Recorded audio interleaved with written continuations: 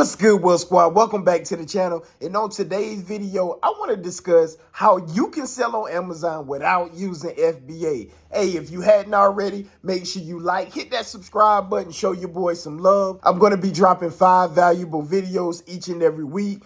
Lies, lies, and more lies, and lies on top of lies. So make sure you lock in so you don't miss them. Let's slide right into it. Yes, sir.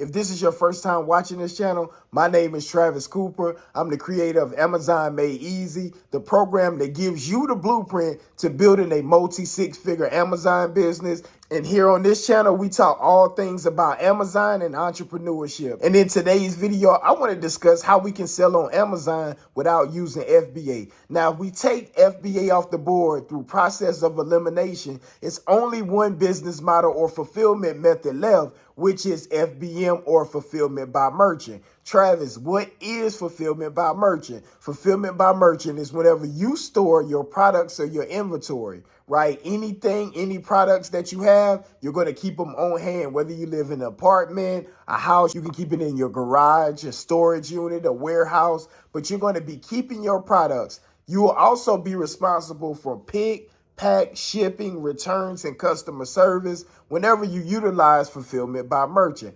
Now, I know that can seem like a lot compared to FBA. Why would I do that, man? But there are some advantages to using this method. So I wanted to get into some of the advantage FBM would have over FBA. Number one, let's talk about the less restrictions. Whenever we have FBA, you always have a restricted or a restock limit on the amount of items you can send into their fulfillment center. Now, if you're using FBM or you're fulfilling these items yourself, as long as you have enough space, you can actually have hundreds of millions of products. Utilizing FBA, you can only send in a specific amount because Amazon doesn't want you to take up a lot of space in their fulfillment center. They don't mind you sending things in, but it needs to have a high turnover rate or a great sell-through rate. And that just means that as soon as it gets to the warehouse, it's selling left and right. So it's a constant flow and it's just not sitting collecting dust at that warehouse. Now, if your inventory consists of more long tail or slower moving products, FBM or fulfillment by merchant might be for you, because you wouldn't be getting charged those monthly storage fees and the long-term storage fees if those products didn't move. You can keep them as long as you like. You guys know I'm heavy in the media, so sometimes I will keep books that's worth $200-300, and they might not sell to the next year or the year after that. But because I have the space, I can sit on them because I got them for free or less than $1. And it almost feels like when you find that $5-10 in your jeans after doing laundry, it's just a surprise. You sit it on the shelf and forget about it. 2 years later, boom, it's selling. You got $200-300. It's almost like magic out of thin air.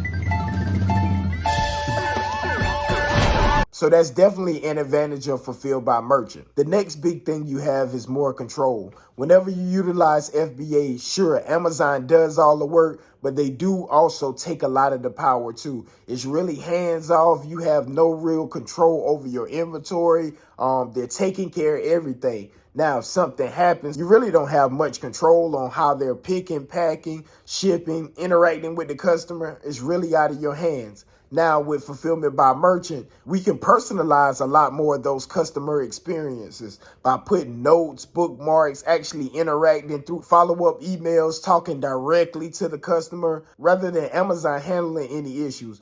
Hey! Look at me, sure. Look at me, sure. I'm the captain now.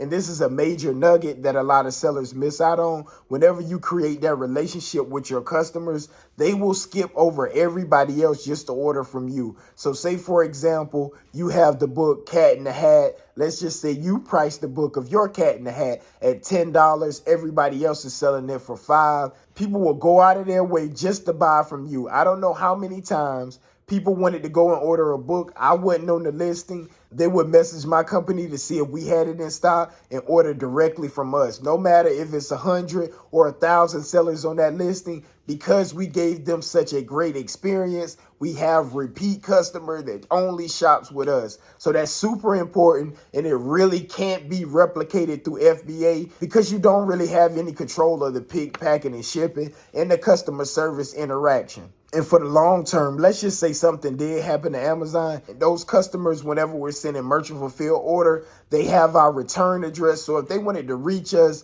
through letter, anything like that, if something happened to Amazon and they still wanted to buy from us, they still can do that. Hell to the yeah. The next thing I would say is reduce costs for specific products. Whenever you have a product and you see that the FBA and the FBM price are close to each other, FBM is going to keep the most profit and have the lower fees.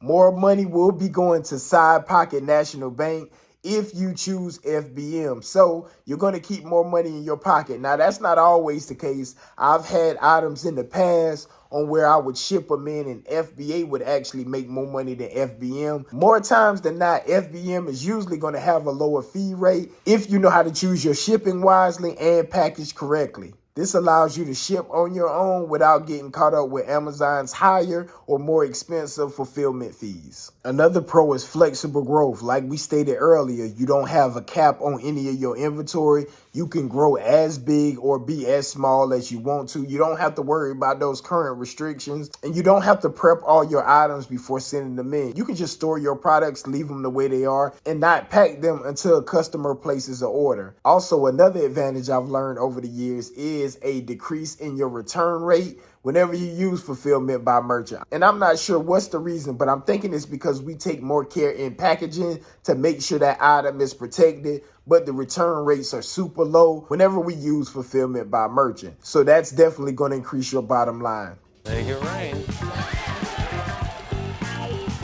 Now, it's two ways you can utilize FBM or fulfillment by merchant. One way you can do it is holding it in-house. Being a solopreneur, you can handle this whole operation yourself, storing it, pick, pack, shipping it, returns, and customer service. Or you can do it the second way. This is how I do it. You can outsource your FBM or your merchant fulfill operation. Outsourcing just means you will have employees or part-time work come in, pick, pack, ship the orders. Have somebody assigned to overseeing your operation to make sure the business still runs without you having to physically be there. That way you can still have that FBA feel on your business, but you will also have more control and flexibility of growth inside of your business. Now, for me, I still use both models, FBA and FBM, because I know you can't keep all your eggs in one basket. So I like to stay flexible inside and go wide instead of going deep inside of my business. So there you have it, you guys. How to sell on Amazon without using FBA.